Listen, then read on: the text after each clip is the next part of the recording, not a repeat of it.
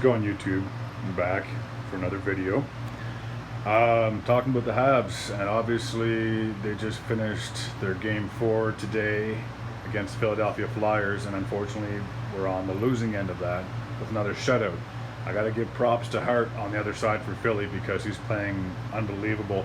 Not that the Habs had a lot of pressure on them and they had a lot of good chances, but I mean to go back-to-back shutouts in the playoffs is incredible. And now that Philly's on the brink of potentially eliminating the Habs and moving on to the second round, and they've proven that they do deserve to be in the playoffs. And what I find kind of crazy is that when the whole COVID thing hit, they were technically the 4th team in the Eastern Conference, so Boston obviously had the better of the record, and don't even get me started on Boston. But to me, it just seems that Philly's like more of a complete team. They just have depth from the first line to the 4th line, and they have an unbelievable goalie, obviously, in Hart, and their defense is obviously quite extraordinary. So I'm not going to go on about too much about the Philadelphia Flyers. So if any Philly fans are watching, I'm sorry, but I'm not going to ramble on about how great your team is, especially since I'm a diehard Habs fan. But I will give you guys credit, and I would not be surprised that if they did knock us off in the next game or in the first round, that they go and compete for a Stanley Cup, because they just seem to be like an unbeatable force at the moment. Now, with that being said, if you're Bergevin or Kirk Muller, who has stepped in for Claude Julien, and obviously my thoughts and prayers are with Claude, and I've heard he's made a full recovery, and hopefully he can stay home for the remainder of the playoffs. Might just be one more game, you never know. But what do you do for your Game 5 coming up? And it's tomorrow, so it's not like you have a day to rest and then another day to play your game. You literally have less than 24 hours, I believe, from now to go out and play a do-or-die game.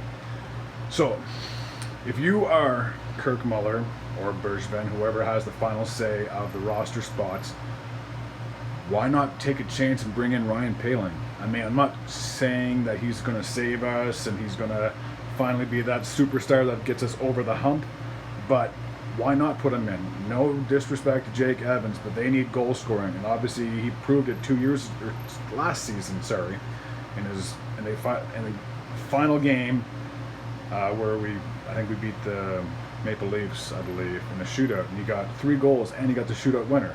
Now, granted, there's no shootouts in the playoffs, but why not put someone like him in, someone that's been in the lineup before, someone that's been on the roster at the start of the season?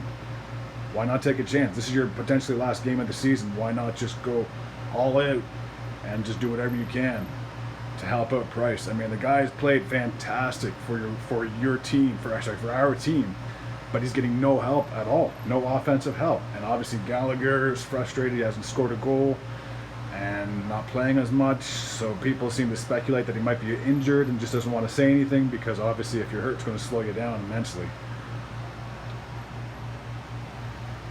But we ultimately play the game for a Stanley Cup, and this team has the most championships of anyone, and unfortunately they're the last Canadian team to raise the Stanley Cup.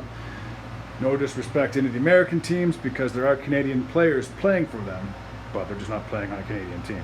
That's the catch.